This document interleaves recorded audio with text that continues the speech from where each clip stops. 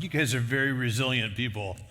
Thank you so much for being here today, and to all our campuses that are meeting throughout the city and region of this area of Omaha. We're glad you're part of it. This is a big day for our church because we have 60 plus people down in Puerto Peñasco, Mexico, building houses. 3 of our staff members are down there. And it's a really important day in the building of that house because they really have to get after it pretty hard today. They don't have a whole lot of time left before they come back, and we need those houses to be complete. Because oftentimes if you don't complete the house, it doesn't complete itself, and they don't have the to do it. So big days, walls are getting up and stuccoed, and roofs getting put on, all those fun things. And my heart is in Mexico a lot. Gayla Congdon, who founded Amor Ministries with her husband Scott, passed away this past week.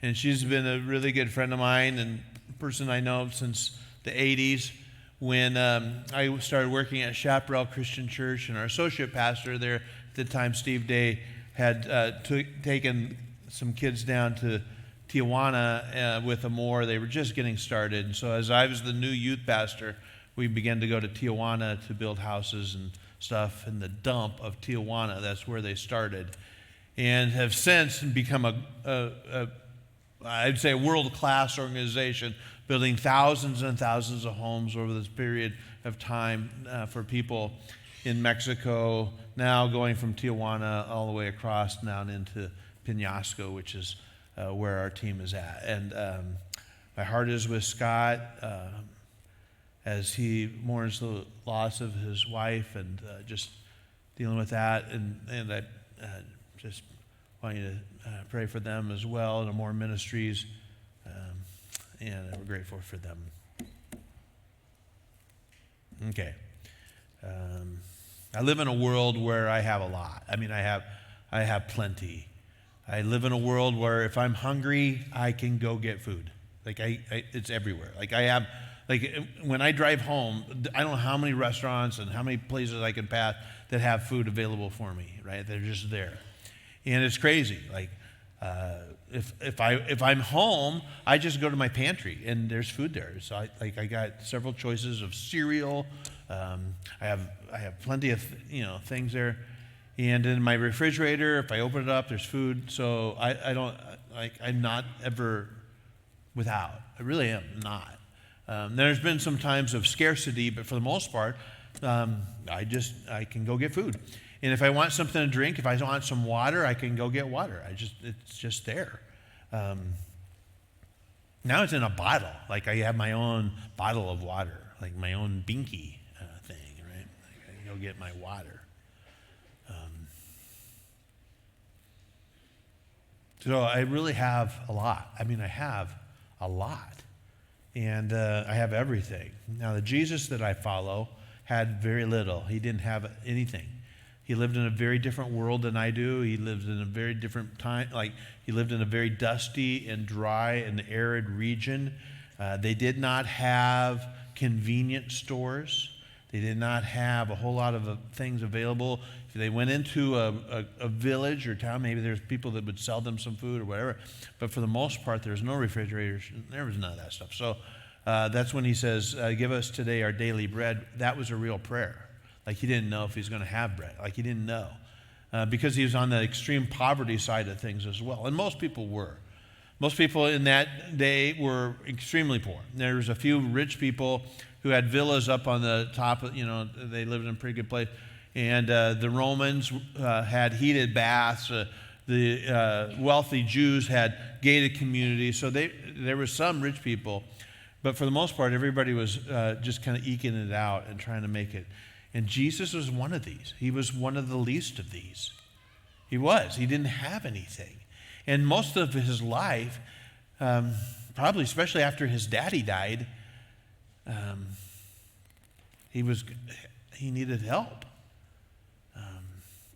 And certainly as a rabbi, people would have to give him money in order for him to have food. That was how he got money, was people would give it to him as a part of, hey, you're really good, and we believe in what you're saying.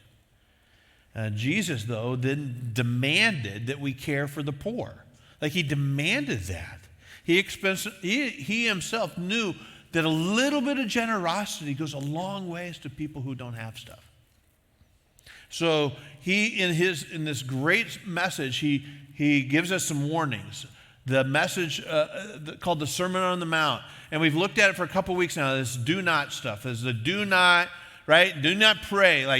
Do not try to get attention when you're doing spiritual stuff. Don't draw attention so that people think you're really spiritual.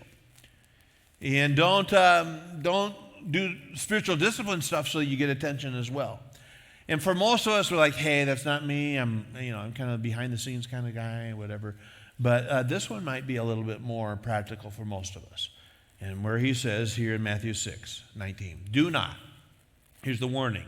The lights are coming on. Do not store up for yourselves treasures on earth, where moths and vermin destroy and where thieves break in and steal.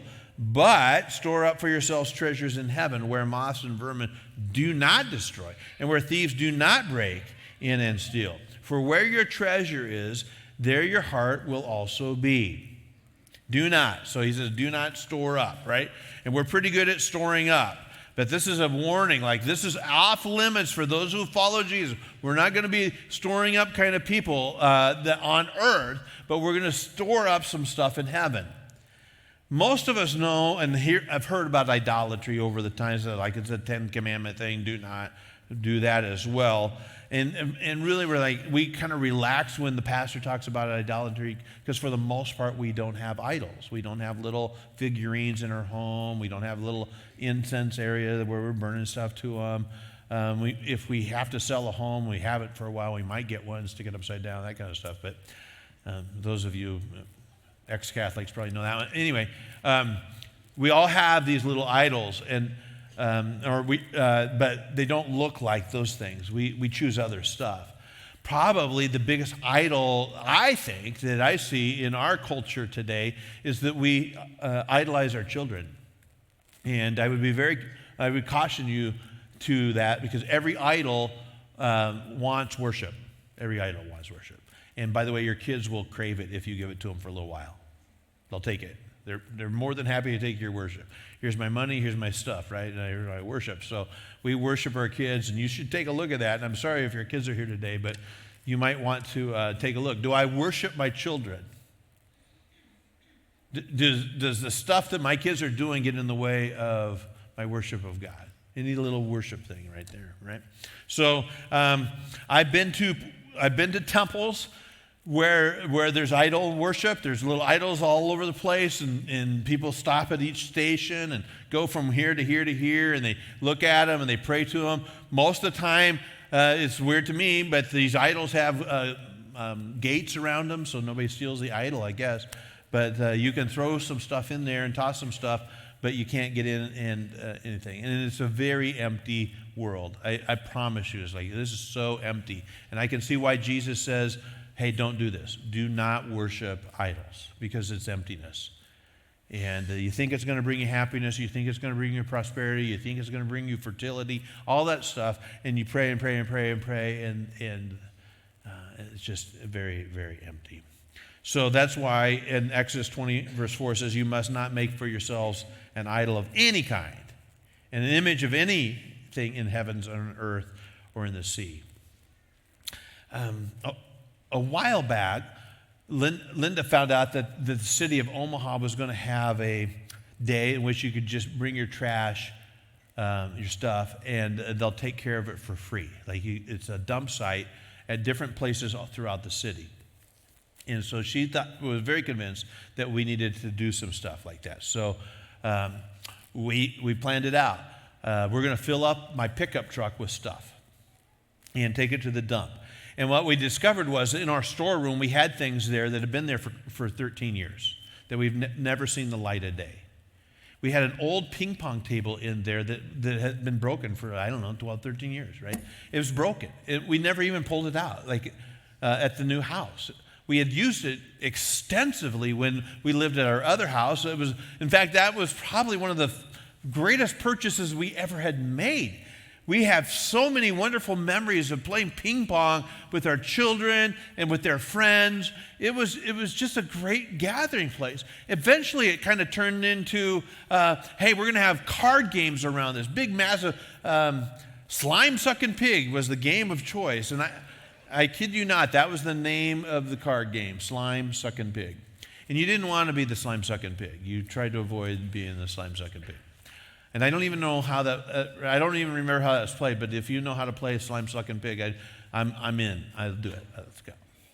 It involves some hats, interesting things. So anyway, but when we got there, the ping pong table is going into the trash. It's going into the truck. And that was a little sad because it really was a kind of a family thing for us, a gathering spot. But it was time to go. It was broken. What are we going to do with this? Our kids they're not going to want. Anyway, so we pile it in. There's this whole pickup load, and you're going to the trash place at a school. Like it was a Millard Public School thing. We're going to go over there. And so I think it opened at 9. We're going to go early because it's quite possible that there's other people in the city of Omaha that want to do the same thing. So we get there, and when we get there, I don't know, like 8:30 or something. The place is crazy. Like you can't get into the parking lot. You can't get in. So, oh no, what do we do? Well, it looks like everybody's going down this street, and we'll go down there and turn around and get in line. So it's like it just goes on and on and on. Like, okay, and we get in line, and we have to sit there because it doesn't open till 9, and they don't have a whole lot of trash people there. They have a few volunteers, but they're just volunteers. They're just being nice. They have zero sense of urgency. And so, okay, it starts, and we don't move. But there's other cars pulling around, getting in line, other cars. So by the time we start moving, the line, it's blocks and blocks down.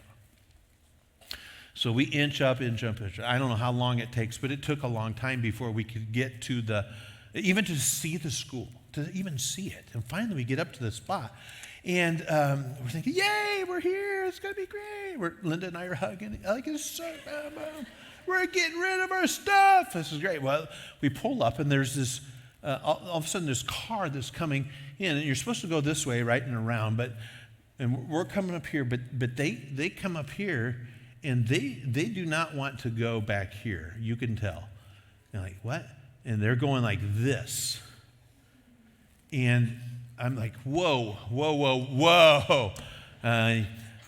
Nobody likes a line cutter, right? Nobody likes a line cutter. But they're making a beeline. They're coming right for my truck. And at that moment, I don't know what to do. Like, hey, and there's no police officers. There's no security. There's nobody there going, hey, line cutter person. Except for me. I finally speak up. Their window was down, and I said, hey, the line's back there. I got nothing. Like most Sunday mornings, basically. Nobody's listening. And I said, this is not how it works. You're supposed to get in line. And they said to me, yeah, it is. This is how it works. And they came up, and they're going to hit my truck. And if Linda hadn't been there, I would have let them. And I'd have pushed them all over the place, right? Because I'm now mad. Because, again, nobody likes a line cutter. I didn't like a line cutter when I was in kindergarten, right? So I let them in. And I hope they don't come to Stonebridge now, but maybe, right? But we all were dumping our trash. Everybody's dumping trash. Some had big loads of stuff. And the sad part for me was not the line cutter person, but there were some people who had got there so early that they had gotten out of their vehicles and they put lawn chairs up. And they are there watching us put our stuff in to go get stuff that they looked like, I'm going to sell this, right? So they're going and they're grabbing. I'm watching like they're grabbing stuff. And they're taking it over and sitting it by their lawn chair. Now, nobody came and got my stuff. But I just thought, this is weird, right? This is a very sobering moment for me as I watched all this unfold. And I thought, I have been storing up stuff where moths and rust and people can come and steal all this stuff. And that's why we have security systems, and that's why we have all these things so that nobody can come and take my stuff. And if you've ever been robbed or like I have, it's like it's a horrible thing. People taking our stuff, right? And it's just terrible. Stuff breaks. And we here in Nebraska, we know all about rust, right? We're in the rust-making business right now. We're chucking salt and lime and what do they call it? Brine? I don't know what they call it. But they're spraying stuff on. I don't think that's supposed to be on our streets, but they're spraying it on there. And that's just going to cause rust. My car's going to rust out if I don't take care of that stuff, and we kind of know that. I've been to there's a really great junkyard in the middle of Nebraska. I find it every year when I go out to take pictures of sandhill cranes, because the crane thing's in the morning, and then by the afternoon, the light is spectacular on this old junkyard.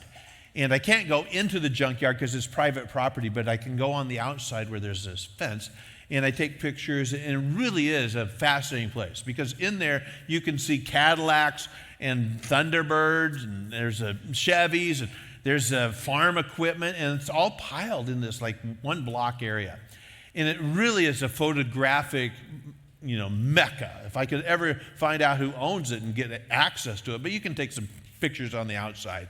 And I think about that all the time because those Cadillacs were probably showroom, right? These are the expensive stuff. The Cadillacs were the cream of the crop, the top of the food chain when it came to cars. And here they are in a field in the middle of Nebraska. It's just rusting away. And I suppose they could try to sell some of the stuff, but for the most part, it's just rust. That Thunderbird, that one time, that 1958 Square Bird, just a gorgeous car when it came off the showroom. It's just sitting in a pile. We're pretty good at storing up treasures where moss and rust, thieves can steal. So occasionally we have these sobering moments when, again, here Jesus says this, don't store up treasures that will do this stuff. So what do I do? Well, I need to begin to focus my life on some things that will last forever. Loving God and loving others is the kind of the creed of Christ followers. I'm going to love God and love others, and that is lasting forever kind of stuff. In 1 Corinthians 13, it gives us 3 things that we need that will last forever. These 3 things will be forever, right? Faith, hope, and love. And the greatest of these is love. It's a powerful little passage. And I do think that we need all 3. I think that we can chug along maybe on 2 if we only have 1, right? It's still kind of emptiness. Even though the Beatles told us, all we need is love, right? But that's not true. It wasn't true. It's a nice song, but it's not true. We need faith and hope as well, because you might have a lot of people loving you. And what we discovered, we can have a lot of people loving us, but if we lose hope, even all the love in the world doesn't matter. If we don't have faith, all the hope in the world doesn't matter. All the love in the world, it doesn't matter. Because what we discover is there's something more valuable. We have to have faith, hope, and love. It takes all 3. Those 3 things remain. Isaiah 40, verse 8 says, the grass withers and the flowers fade, but the word of our God stands forever. Also, the word of God lasts forever, so we should be paying attention to what Jesus says. Life is not about accumulating. He said that. It's about investing in eternity. It's kind of a strange statement that he does make in Matthew 6:24. No one can serve 2 masters. Either you will hate one, love the other. You'll be devoted to one, despise the other. So that really is kind of the pattern of worship stuff. There's a master, you'll worship him. There's a master, right? So and he boils it down. There's really 2, God and money. And he says you cannot serve both. You can't do both. Now, we try hard to do that, right? We're really trying hard. And I've had more people tell me to my face, that's not true. Wait, that's not true. I can serve God and money at the same time. Well, I'm just telling you what Jesus says. And I think Jesus has a pretty good take on this stuff. But we try hard to prove Jesus wrong. We really do. We try hard to prove him wrong. What we discover eventually is that money is not eternal. Money is not eternal. No one wants money when you're facing eternity. You don't. You begin to think about faith, hope, and love. I think we need to spend a little bit more time thinking about eternal things rather than temporary things. I do think we just kind of focus on the wrong stuff. Focusing on the eternal helps me think about my faith and my hope and my love. In Matthew 19, someone came to Jesus with this question, this is a great question. Teacher, what good deed must I do to have eternal life? Spectacular question. But Jesus says, why ask me about what is good? There's only one who is good, but to answer your question, if you want to receive eternal life, keep the commandments. Cool, right? Here's the command. Which ones? Which is interesting. Which ones? I don't want to do them all. Just which ones? Now tell me the importance. It's kind of like when you go to class and the teacher is talking about, hey, the test is next week. What do you want to know? Is this going to be on the test? Because if it's not, getting my phone out right now. Is this going to be on the test? Yes. Oh, okay. Is this going to be on the test? No. Right? We want to know, is this on the test? And so Jesus said, well, here you go. You must not murder. You must not commit adultery. You must not steal. You must not testify falsely. Honor your mom and dad. Love your neighbor as yourself. And this is bold. I've obeyed all these commandments. What? That's bold, right? That's a big deal. And I don't know if that's true or not, but he's saying it is. What else must I do? Which is a fascinating question. I don't think I quite got it all. I think I'm supposed to be more than this. I'm a good person. I'm a good person. Is this it? Right? Because I think when he was laying at bed at night, he's thinking, I don't think I'm in. I don't think I've done enough. I don't think so. What else do I need to do? He wants to be sure. So Jesus says, well, if you want to be perfect, go and sell all your possessions and give the money to the poor, and you'll have treasure in heaven. Then come follow me. Here's the chance to focus on the eternal. He even had asked the right questions. But perhaps the saddest moment, maybe in all of the Bible, verse 22. When the young man heard this, he went away sad, for he had many possessions. He's so close. So close. But what he was holding on to was so precious to him, he couldn't let any of it go. He couldn't let any of it go. There's a guy in the Bible he was very wealthy and he had a choice. Here's at the end of Jesus' life, Jesus has died. And so here is this moment. An evening approached. Joseph, a rich man from Arimathea who had become a follower of Jesus, went to Pilate and asked for Jesus' body. And Pilate issued an order to release it to him. Joseph took the body and wrapped it in a long sheet of clean linen cloth. I don't know how he's doing this. And he placed it in his own tomb, which had been carved out of the rock. And then he rolled a great stone across the entrance and left. Joseph, we know he is from the town of Arimathea, but we also find out that he is a very influential religious leader in the area. He's a Sadducee, he's a big deal, and as a result of that, he has a lot of money. And we find out that this part that he plays at the end of Jesus' life is a fulfillment of the prophecy of Isaiah, in Isaiah 53:9. He had done no wrong, and he never deceived anyone, but he was buried like a criminal, right, between two thieves. And he was put in a rich man's grave. Here for a moment, we notice that I think Joseph had been a kind of a closet follower of Jesus, didn't make it a big deal, but now he's going public with it. This is a big deal. He's risking his reputation, his livelihood, his influence. And he uses his great wealth to honor Jesus in a really good way. There's also another rich man we find in Luke chapter 19. Zacchaeus stood before the Lord and said, I will give half my wealth to the poor, and if I've cheated people on their taxes, I'm going to give back 4 times as much. And Jesus said, well, salvation has come to this home today. What? That's fascinating, right? For this man has shown himself to be a true son of Abraham. So Zacchaeus is a wee little man, and a wee little man was he, right? And so he climbed up into a sycamore tree for the Lord he wanted to. Okay, good job. Some of you went to Sunday school. So Zacchaeus is a Jew, but he is a tax collector, which makes him a bad person. Like, they hate him because he's working for the Roman government. And Zacchaeus is probably the richest guy in town. And Jesus asked to spend some time with Zacchaeus, and we really don't know what happened during the conversations, but we do know what happened as a result of him meeting Jesus. And Zacchaeus has a change of heart. From accumulating things, he begins to say, I will do my life differently now. And this is fascinating. I will give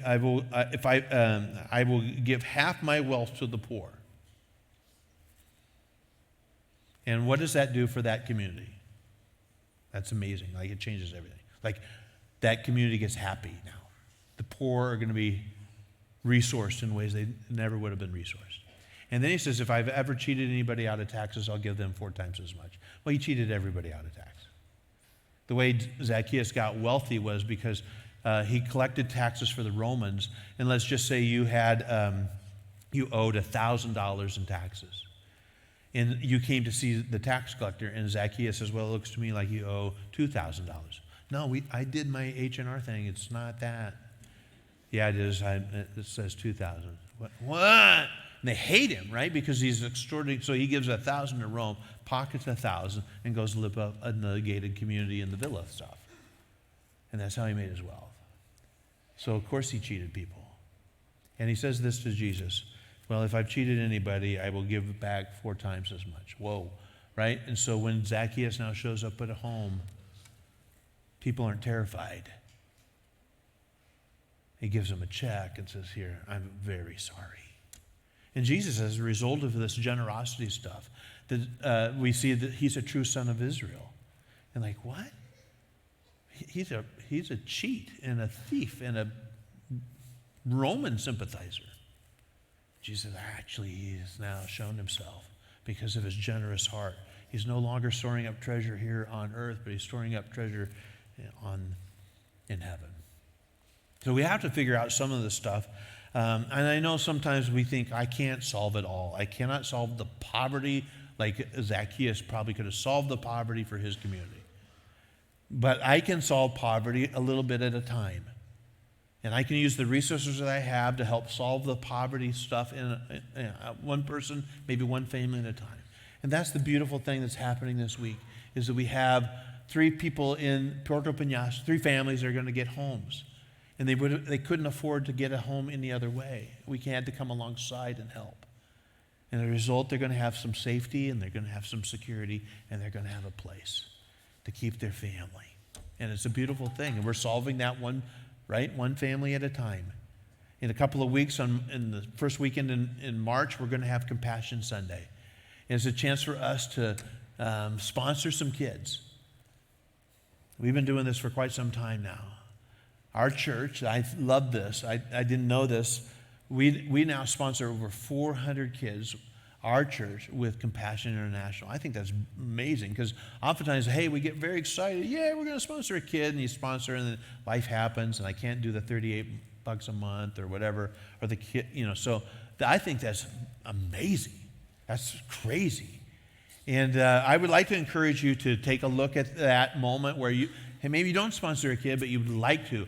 We have a church in Ecuador and a church in Nicaragua that we have built, and with Compassion and their help, and we have kiddos at those Compassion sites as well. But some of you sponsor kids all over the world, and that's amazing. But if you'd like to think about that I would say let's start focusing on what will last. Another thing that lasts, people. We live forever. So we focus in on loving God and loving people. And the stuff doesn't matter as much. All right? going to have you stand. We're going to pray the Lord's Prayer again today out loud, if you would. It'll be printed for you as well, and you can follow along as we pray this prayer that Jesus taught us to pray. Our Father in heaven, hallowed be your name. Your kingdom come, your will be done on earth as it is in heaven. Give us today our daily bread. Forgive us our debts as we also forgive our debtors. Lead us not into temptation, but deliver us from the evil one. For yours is the kingdom and the power and the glory forever. Amen. Have a blessed day. We'll see you next weekend.